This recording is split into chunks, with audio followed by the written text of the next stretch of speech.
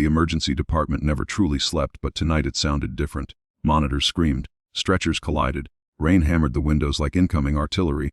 Emily Carter adjusted her oversized scrub top and quietly wheeled another supply cart into Trauma Bay 3. She had worked at St. Gabriel Medical Center for only 4 days, and already everyone seemed convinced she did not belong there.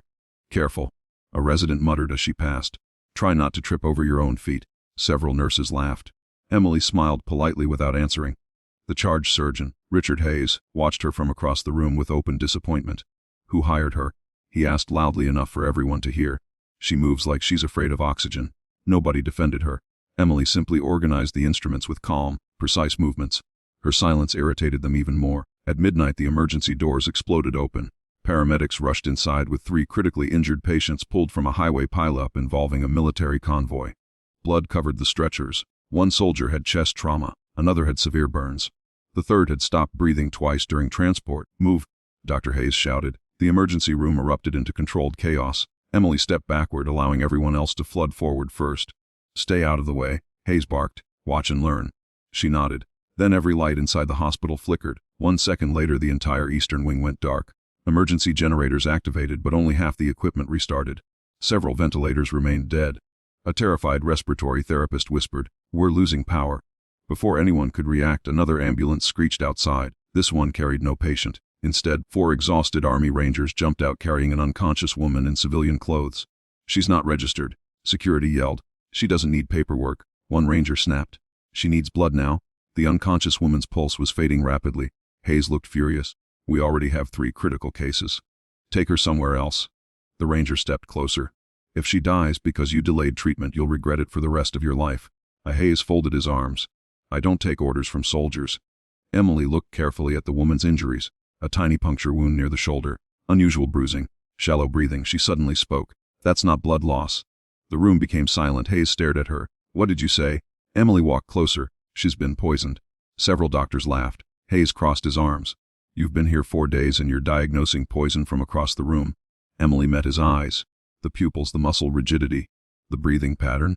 "You read that online?" "No." He smirked. "Where the hell did you learn that?" Emily looked at the unconscious woman, then quietly answered, "Night Stalkers don't quit." Nobody understood what she meant. Hayes rolled his eyes.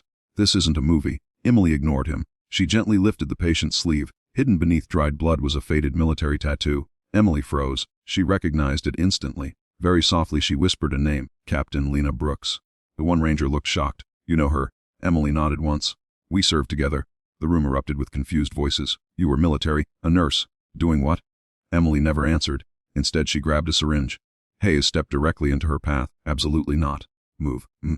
"No. She's dying." I said no. The unconscious captain suddenly began seizing violently. Heart rate crashed. Oxygen levels plummeted. Every monitor screamed at once. One junior doctor panicked. "I've never seen this before." Emily reached for another medication. Hayes slapped it from her hand. Glass shattered across the floor. "If this patient dies," he shouted, "it won't be because some rookie nurse played hero." The Rangers instinctively stepped forward. Security rushed toward them. For one dangerous second it looked like the emergency room itself might become a battlefield. Then something unexpected happened. The unconscious captain weakly grabbed Emily's wrist. Barely able to breathe, she whispered only 3 words. "Finish the mission." Emily's expression changed completely. The frightened new nurse disappeared. Standing in her place was someone colder, sharper, absolutely fearless. She looked directly at Hayes. "I wasn't asking for permission." Then she reached for another syringe. Emily caught the syringe before another nurse could stop her and injected the antidote into Captain Lena Brooks's IV with steady hands. Hayes shouted for security, but the Rangers blocked the doorway without raising their weapons. Every monitor seemed to hold its breath. For 3 endless seconds nothing happened. Then Lena's violent convulsions slowed, her heartbeat climbed. Oxygen saturation rose. The room filled with stunned silence instead of alarms. Hayes stared at the screen. Impossible. Emily never looked at him. "She's not safe yet. The toxin damages the lungs after the heart stabilizes. We have less than 10 minutes. "How could you possibly know that?" another doctor asked. Emily was already preparing the next medication. "Because I watched it happen overseas." No one laughed this time. As Lena was rushed toward surgery, another disaster struck.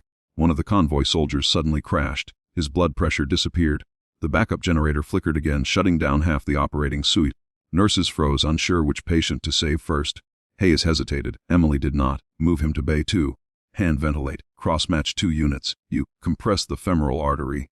You warm fluids now." Doctors twice her rank obeyed before realizing they were taking orders from the quiet nurse they had mocked all week. The soldier opened his eyes for only a moment.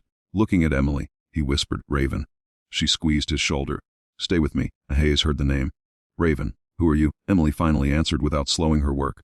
"I flew medical evacuation with the 160th Special Operations Aviation Regiment. When helicopters couldn't land, we went anyway." The Rangers exchanged silent glances. One of them spoke softly. "She isn't just a flight medic." Hayes frowned. "What aren't you telling me?" The oldest Ranger removed a worn military challenge coin from his pocket and placed it into Hayes's trembling hand. Read the inscription. Hayes turned it over. "For extraordinary courage under fire. Awarded after extracting 16 wounded operators during an ambush." His face lost all color. The report said the medic died. Emily tightened another bandage. "They reported the helicopter destroyed.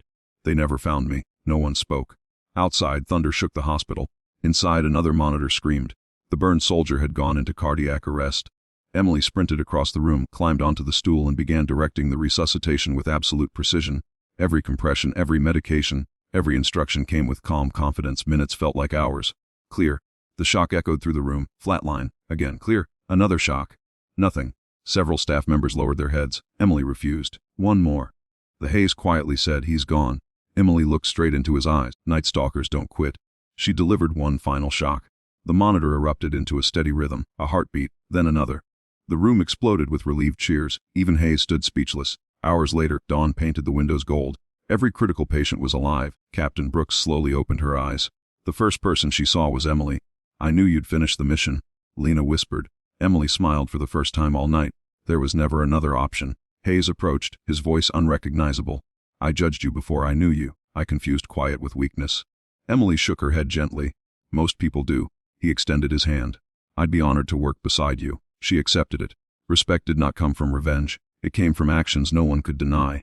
As the Rangers escorted their recovering teammates out of the hospital, each paused to salute the woman everyone had dismissed as the timid new nurse. Staff members who had laughed only hours earlier now watched with admiration, finally understanding that true heroes rarely announce themselves.